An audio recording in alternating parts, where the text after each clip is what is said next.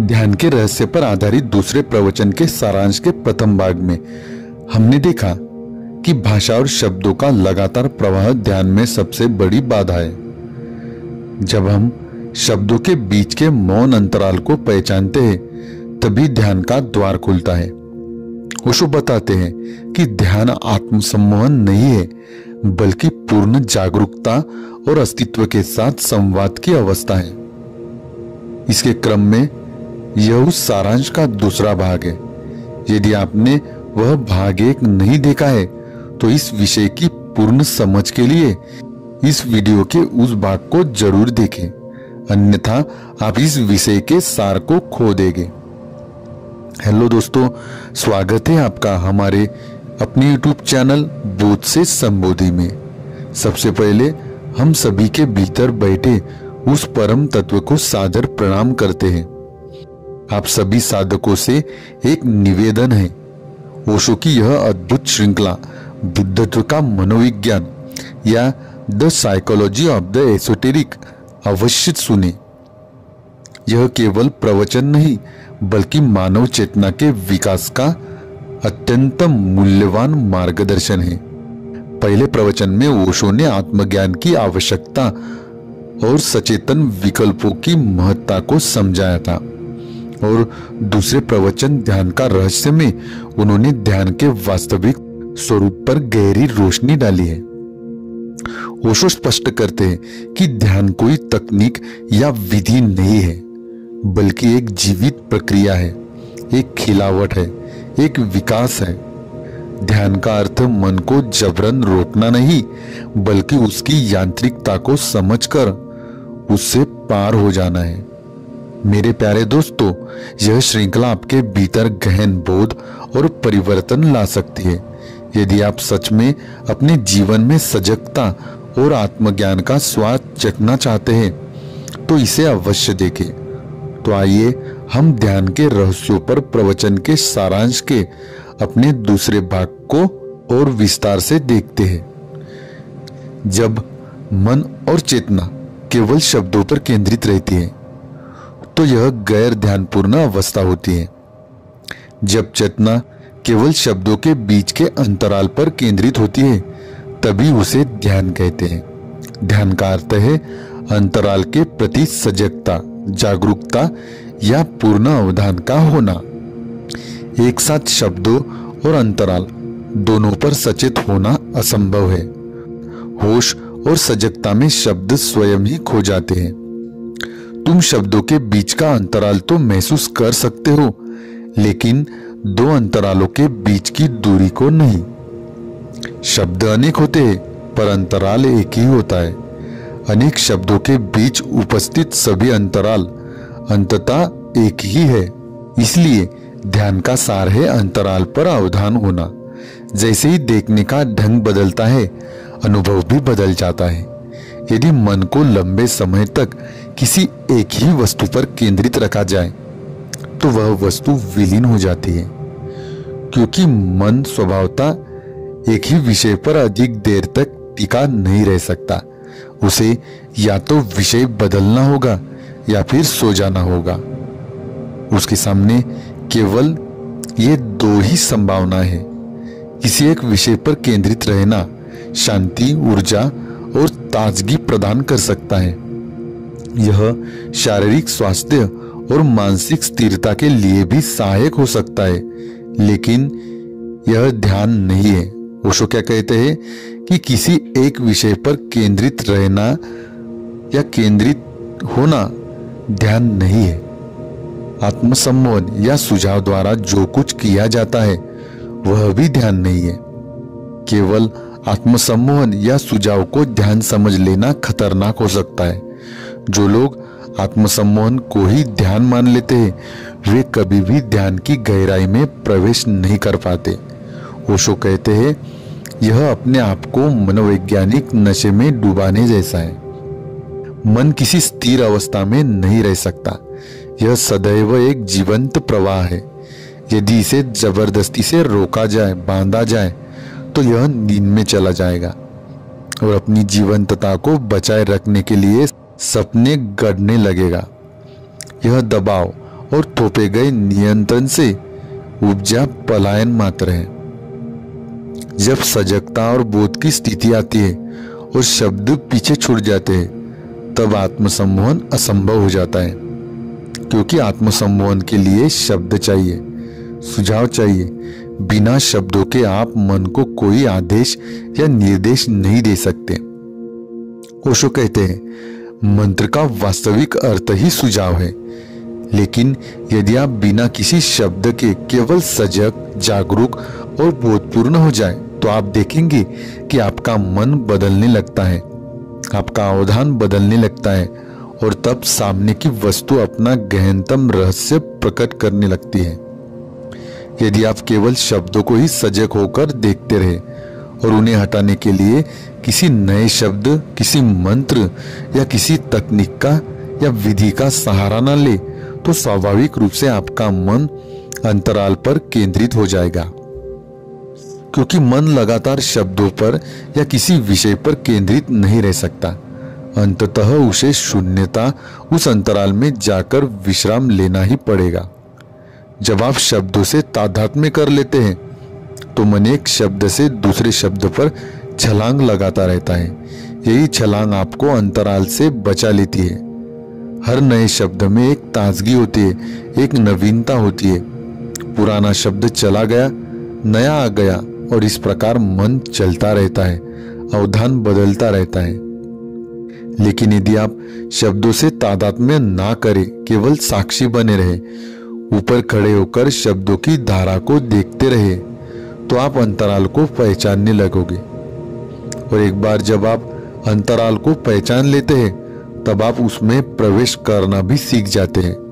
शब्द सतह है तो अंतराल घाटी है। जब आप घाटी को जान लेते हैं, तो आप उसमें उतर जाते हैं। वह उतरना ही परम शांतिदायक है। अंतराल में होना ही उत्क्रांति है, रूपांतरण है। और एक बार जब यह खजाना आपके भीतर प्रकट हो जाता है, तो फिर इसे कभी खोना संभव नहीं है। ओशो कहते हैं, उस स्थिति में भाषा की आवश्यकता ही समाप्त हो जाती है। आप शब्दों को छोड़ देते हैं, लेकिन यह छोड़ना अनजाने में नहीं, पूर्ण सजगता से होता है। आप अंतराल, मध्यांतर, उस शून्य के साथ एक हो जाते हैं। आप उससे अलग नहीं रह सकते। आप पूरी तरह चेतन हैं और उसी के साथ एक है। यही ध्यान का रहस्य है। आप अपने से भिन्न किसी अन्य के प्रति चेतन नहीं होते। अंतराल की घाटी के प्रति भी आप वैसे ही सजग होते हैं जैसे अपने प्रति। आप देखते हैं, लेकिन अब देखने वाला ही देखा जाने वाला लगता है। दृष्टा ही दृश्य हो जाता है और दृश्य ही दृष्टा हो जाता है। आप शब्दों और विचारों के साक्षी हैं, उनसे भिन्न है। जब शब्द नहीं होते, तब अंतराल प्रकट होता है। तब भी आप चेतन रहते हैं, अंतराल के प्रति नहीं, बल्कि उस देखने वाले के प्रति, क्योंकि आपके और अंतराल के बीच कोई अवरोध नहीं होता। चैतन्य और अस्तित्व के बीच केवल शब्द ही दीवार बनते हैं, भाषा ही दीवार बनती है। यही अस्तित्वगत अवस्था है, यही ध्यान है। अस्तित्व में होना है, समग्रता में होना है, और फिर भी सजग रहना है। यही वह स्थिति है जिसमें साधक अस्तित्व के साथ एक हो जाता है। जब हम किसी वस्तु या व्यक्ति के प्रति चेतन होते हैं, तो वह हमारे लिए अन्य बन जाता है। और जब हम उसके साथ तादात्म्य स्थापित कर लेते हैं, तब हम केवल उसी को जानते हैं। उस क्षण वह अन्य नहीं रह जाता, लेकिन तब हम उसके प्रति सचेत भी नहीं रहते। ओशो कहते हैं, किसी के साथ एक होना केवल अचेतना की अवस्था में संभव है। यही हमारा सामान्य अनुभव है रोजमर्रा का, कि हम केवल तभी किसी के साथ एक होते हैं जब हम अचेतन होते हैं। इसी कारण मनुष्य काम वासना की ओर आकर्षित होता है, क्योंकि काम वासना में एक क्षण के लिए ही सही उसे एकत्व की झलक मिलती है, परंतु उस क्षण तुम अचेतन होते हो। यही कारण है कि भीतर ही भीतर तुम अचेतनता की खोज करते हो। लेकिन जैसे ही तुम खोज को गहराते हो, वैसे वैसे चेतना बढ़ने लगती है, और चेतना के प्रवेश से काम वासना असंगत होने लगती है। क्योंकि अभ्यास से चेतना अपरिहार्य रूप से जागृत होने लगती है और अचेतनता टिक नहीं पाती। तब काम का वह कृत्य धीरे धीरे यांत्रिक बन जाता है। चेतन रहते हुए तुम उसके साथ तादात्म्य नहीं बना सकते। यही कारण है कि काम वासना अब तुम्हें आनंद नहीं दे सकती। अब तक जो आनंद आपको मिला वह अचेतनता से आया था। वासनाजन्य उत्तेजना में तुम अचेतन हो जाते हो और उसी अचेतनता को तुम आनंद समझ लेते हो। काम में एक क्षण ऐसा आता है जब तुम्हारी चेतना खो जाती है। तुम उस घाटी में उतरते हो, लेकिन अचेतन रूप से। जिस क्षण तुम इसमें प्रवेश करते हो वही क्षण संक्षिप्त हो जाता है। जितना इसे पकड़ने की कोशिश करते हो यह उतना ही हाथ से निकल जाता है। एक समय आता है जब तुम काम वासना में तो रहते हो पर अचेतन नहीं रहते। तब आनंद खो जाता है, सुख समाप्त हो जाता है और यह कृत्य मूर्खतापूर्ण, यांत्रिक और निरर्थक बन जाता है। अब तक हमने केवल अचेतन एकता को जाना है, सचेतन एकता को नहीं। ध्यान ही वह सचेतन एकता है जो कामुकता के एकदम विपरीत खड़ी है। इस प्रकार काम वासना अचेतन एकता है। यह एकता का निम्नतम बिंदु है और ध्यान सचेतन एकता है और यह एकता का सर्वोच्च शिखर है। दोनों में केवल चेतना का ही अंतर है। जब काम वासना का आकर्षण क्षीण होने लगता है तब भीतर ध्यान का आह्वान शुरू हो जाता है।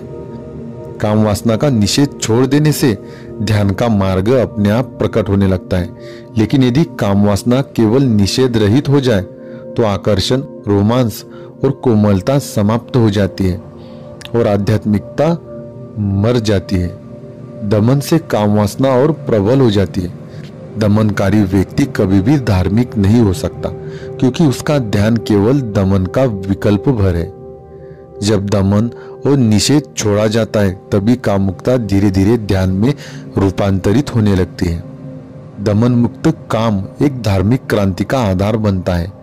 वही खोजने लगता है ध्यान क्या है और यह खोज समय के साथ गहराती जाती है।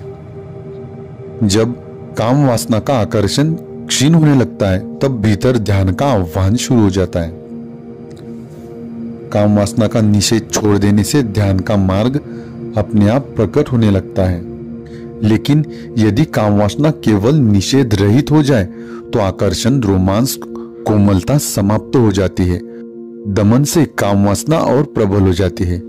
दमनकारी व्यक्ति कभी भी धार्मिक नहीं हो सकता क्योंकि उसका ध्यान केवल दमन का विकल्प भर है। जब दमन और निषेध छोड़ा जाता है तभी कामुकता धीरे धीरे ध्यान में रूपांतरित होने लगती है। दमन मुक्त काम एक धार्मिक क्रांति का आधार बनता है। वही खोजने लगता है ध्यान क्या है और यह खोज समय के साथ गहराती जाती है। ओशो कहते हैं अगर खोज है तो शोषण भी होगा। बाहरी गुरु युक्तियां दे सकते हैं, मार्ग सुझा सकते हैं, पर समझ जीवन जीने से आती है। समझ दी नहीं जा सकती, हस्तांतरित नहीं की जा सकती। कोई तुम्हें समझ के बारे में बता सकता है पर समझ तुम्हें स्वयं ही अर्जित करनी होती है। असफलताओं, गलतियों और हताशाओं से गुजर कर, पर समझ या बोध तुम्हें स्वयं ही अर्जित करना होता है। असफलताओं, गलतियों और हताशाओं से गुजर कर, यही विकास है। दूसरों से मिली समझ बौद्धिक स्तर से गहरी नहीं जा सकती, लेकिन बौद्धिक समझ भी उपयोगी है। ओशो कहते हैं यदि तुम शब्दों से कही बात समझ सकते हो तो वह संवेदनशीलता तुम्हें वह भी समझा देगी जो शब्दों में नहीं कहा जा रहा है। इसलिए पहले बौद्धिक समझ आवश्यक है। बुद्धि द्वार है पर स्वयं आध्यात्मिक नहीं है। आध्यात्मिकता तो आंतरिक अनुभूति है। ओशो कहते हैं मैं तुमसे शब्दों में संवाद करता हूँ, लेकिन उन शब्दों के बीच के मौन से भी संवाद चलता है। सजगता दोनों के प्रति होनी चाहिए। उस मौन के प्रति भी सजग होना चाहिए। जो कहा जा रहा है उससे अधिक महत्वपूर्ण वे अंतराल है, वह मौन है जो दो शब्दों के बीच में है। यदि तुम केवल शब्द पकड़ते हो तो यह संवाद है, और यदि तुम मौन को भी सुनने लगते हो तो यह सत्संग है। व्यक्ति को कहीं न कहीं से शुरुआत करनी पड़ती है। हर आरंभ अधूरा होता है, क्योंकि आरंभ में अंत का ज्ञान नहीं हो सकता। फिर भी शुरुआत करनी आवश्यक है। यदि आरंभ की प्रतीक्षा करते रहोगे तो अंत कभी नहीं आएगा। इसलिए झूठा कदम ही सही, यदि सही दिशा में बढ़ाया गया हो तो सत्य की ओर ही ले जाता है। ओशो कहते हैं, झूठा आरंभ भी सही है। यह अंधकार में टटोलने जैसा है, अंततः द्वार आपको मिल ही जाता है। भाषा और शब्दों की प्रक्रिया के प्रति जागरूक हो जाओ, अंतरालों की खोज में सजग रहो, और जब यह सजगता गहराती है तो एक क्षण आता है जब बिना किसी प्रयास के तुम अंतराल में प्रवेश कर जाते हो। यही साक्षात्कार है, परम अस्तित्व से, दिव्यता से। उस क्षण भय उत्पन्न हो सकता है, क्योंकि अज्ञात का सामना मृत्यु जैसा लग सकता है, और मृत्यु सबसे बड़ा अज्ञात है। लेकिन यदि तुम उस अज्ञात में डूब जाओ, भागो नहीं, तो तुम्हारा अहंकार, तुम्हारे भ्रम मर जाते हैं, और उसी क्षण नया जीवन जन्म लेता है। ओशो कहते हैं, यही पुनर्जन्म है। मौन में मरकर तुम पुनः जीवित हो जाते हो, पहली बार सच्चे, प्रामाणिक और संपूर्ण रूप से। ओशो कहते हैं, मेरे लिए ध्यान कोई विधि नहीं, बल्कि एक प्रक्रिया है, एक समझ है, एक बोध है। ध्यान को सिखाया नहीं जा सकता, उसका केवल संकेत दिया जा सकता है, उसकी ओर केवल संकेत दिया जा सकता है। सूचना बाहर से मिलती है, पर ध्यान भीतर से प्रस्फुटित होता है, तुम्हारी अपनी अंतरात्मा की गहराइयों से। खोजो, खोजी ही हो जाओ। शिष्य मत बनो, केवल खोजी ही शिष्य होता है। किसी बाहरी गुरु का नहीं, बल्कि समस्त जीवन का शिष्य होता है। सिर्फ शब्द मत सीखते रहो, क्योंकि आध्यात्मिक सीख शब्दों से कभी संभव नहीं। अंतरालों को देखो, मौन क्षणों को पहचानो, उन सूक्ष्म विरामों को जो हर जगह तुम्हें घेरे रहते हैं, चाहे आप भीड़ में हो, बाजार में या शोरगुल में भी। वह मौन तुम्हारे साथ है, उसे खोजो, भीतर और बाहर भी। और जब एक दिन तुम पूरी सजगता से मौन में उतरोगे, तुम पाओगे कि ध्यान स्वयं आ गया है।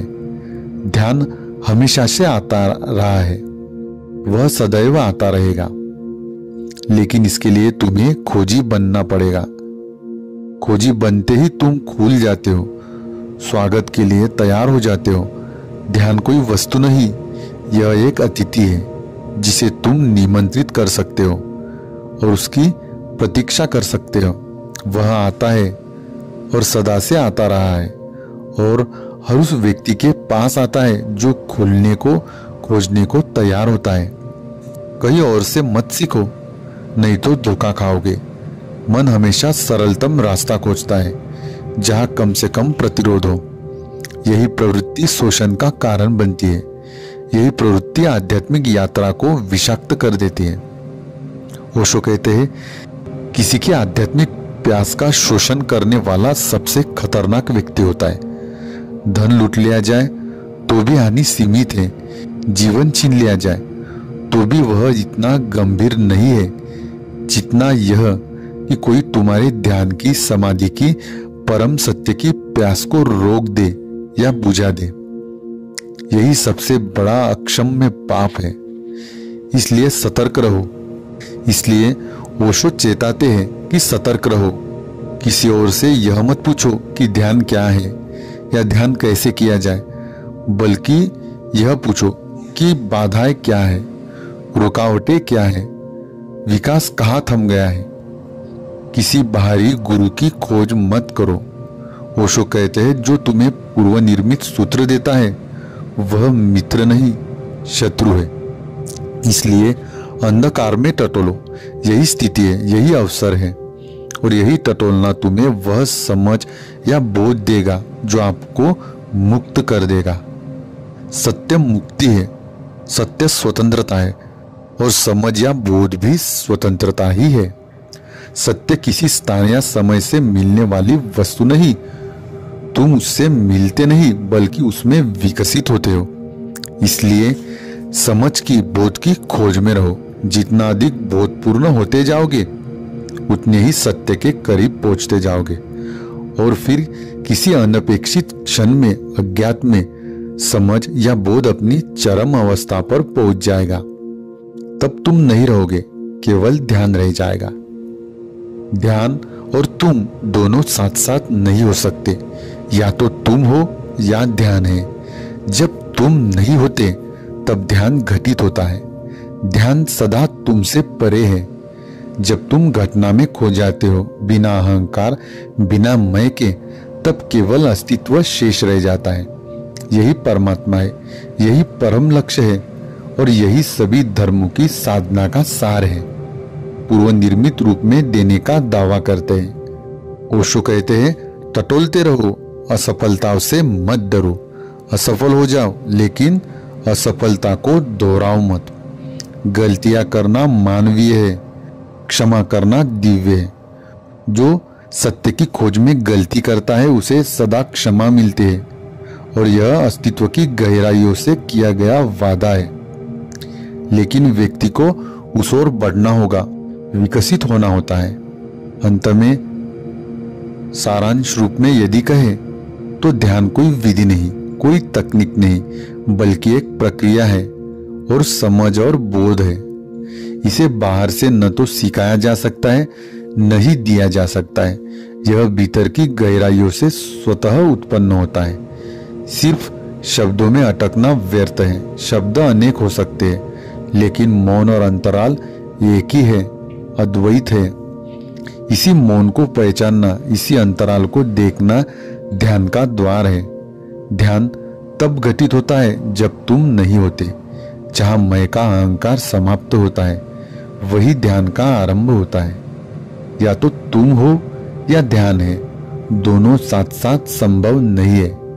मन हमेशा सरल मार्ग ढूंढता है जहां कम प्रतिरोध हो और यही प्रवृत्ति हमें बाहरी गुरुओं और पूर्व निर्मित सूत्रों की ओर खींच ले जाती है। लेकिन सच्चा मार्ग किसी और से नहीं आता। सत्य न तो किसी पुस्तक से मिलता है न किसी उपदेश से, वह तुम्हारे भीतर ही खिलता है, बोध की प्रक्रिया के रूप में। बाह्य गुरु या बाह्य किताबें या बाह्य उपदेश केवल और केवल इशारा मात्र है। इसलिए ओशो कहते हैं, खोजी बनो, शिष्य नहीं। गुरु बाहरी नहीं, संपूर्ण जीवन ही गुरु है। सच्चा धर्म यही है कि टटोलते रहो, खोजते रहो, असफलताओं से मत डरो। वे ही तुम्हें परिपक्व बनाएगी। अंततः ध्यान कोई उपलब्धि नहीं बल्कि घटना है। यह तब घटित होती है जब तुम खुले होते हो, प्रतीक्षारत होते हो, तैयार होते हो उसके स्वागत के लिए। जब तुम मिट जाते हो तब केवल अस्तित्व शेष रह जाता है। यही परमात्मा है, यही परम लक्ष्य है और यही सभी साधनाओं का सार है। इसलिए ध्यान भीतर के मौन और शून्य में प्रवेश है। यह आत्मविलय है जहाँ व्यक्ति नहीं रहता, केवल अस्तित्व रह जाता है। यही मुक्ति है, यही परम सत्य है। इसका मतलब यह है कि हमें इसके लिए मेजबान बनना पड़ेगा। हमें अनावश्यक परतों को हटाकर इसके लिए जगह बनानी होगी। हमें अपने आप को पात्र बनाना होगा। जब आप पात्र हो जाते हो तो यह अपने आप आ जाएगा और वह सदा से आता रहा है और सदा आता रहेगा, क्योंकि वह कहीं गया ही नहीं है। हम ही उससे दूर हो गए हैं, लेकिन फिर भी यह प्रतिपल हमारे साथ है, क्योंकि यह एक प्रोजेक्टर के कपड़े की तरह है जिस पर यह पूरा अस्तित्व घटित हो रहा है। इसके बिना कोई अस्तित्व नहीं है। यह वह मंच है जिस पर हर कोई और हर चीज प्रकट होती है और विलीन हो जाती है। ओशो के अनुसार इन प्रकट होने और लुप्त होने के बीच में अंतराल है। चाहे वह दो शब्द हो, दो श्वास हो, या दो घटनाएं हो, या दो स्थितियां हो, हमारे अंदर या हमारे आसपास की कोई भी चीज हो, उसके बीच में अंतराल है। वास्तव में कोई अंतराल नहीं है, लेकिन अंतराल प्रतीत होता है इन चीजों के उदय और विलय के कारण। अंतराल कोई अलग अलग नहीं, यह केवल और केवल एक है। यह एक स्थान की तरह है जिस पर ये शब्द दिखाई देते हैं। हम उस परम सत्य या परमात्मा के साथ हैं जब किसी भी ऐसी चीज पर कोई अवधान नहीं होता जो अस्थायी रूप से प्रकट और गायब हो रही होती है। वह जो सदैव विद्यमान है और सदैव रहेगा, वही शाश्वत आनंद देगा और परमानंद का वह स्रोत है जिसका स्वरूप सच्चिदानंद है। आज के लिए इतना ही। बने रहे हमारे साथ आपके अपने YouTube चैनल बोध से संबोधि में। इसी के साथ इस दूसरे प्रवचन का सारांश यहाँ पूरा होता है। मुझे पता है कि यह थोड़ा लंबा है, लेकिन याद रखें, यहाँ हर शब्द मायने रखता है। यह अध्यात्म के विज्ञान या गणित की तरह है। हमें हर चीज को गिनना पड़ता है, इसलिए बार बार सुने जब तक कि आप इसे समझ ना ले। याद रखें कि यह केवल किसी चीज की ओर एक संकेत मात्र है। आपको अपने जीवन में अपने आप बोधपूर्ण होना होगा। यह सिर्फ एक सिद्धांत है जिसे आपको स्वयं लागू करना है और स्वयं ही प्रैक्टिकल तौर पे अपने जीवन में उतारना है। यह श्रृंखला आपके भीतर गहन बोध और परिवर्तन ला सकती है। यदि आप सच में अपने जीवन में सजगता और आत्मज्ञान का स्वाद चखना चाहते हैं तो इसे अवश्य देखें। हम आपसे निवेदन करते हैं कि इस ज्ञान यात्रा को अधिक से अधिक लोगों तक पहुंचाने में हमारी सहायता करें। चैनल को लाइक, शेयर और सब्सक्राइब जरूर करें। अपनी अनुभूतियां एवं प्रश्न कमेंट में जरूर साझा करें। हम यथासंभव आपके प्रश्नों का उत्तर देने का प्रयास करेंगे। अंत में आपसे विनती है कि हम यह जो आध्यात्मिक ज्ञान है आप तक पहुंचाने के लिए बहुत परिश्रम कर रहे हैं और साथ ही यह सावधानी भी बरत रहे हैं कि बिना कोई मेल मिलावट के आप तक यह आध्यात्मिक ज्ञान शुद्धतम स्वरूप में पहुंचे। तो इसीलिए आपको अगर हमारे प्रयासों को सराहना है और यदि आप हमारे प्रयासों से लाभान्वित हो रहे हैं तो हमारे चैनल को सब्सक्राइब जरूर करें।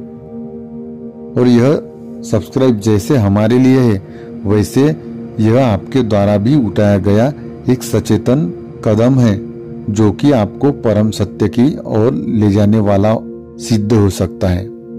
इसीलिए हमारे चैनल को सब्सक्राइब जरूर करें, साथ ही बेल आइकन को जरूर दबाएं ताकि ऐसी आध्यात्मिक वीडियोस आप तक सबसे पहले पहुंचे।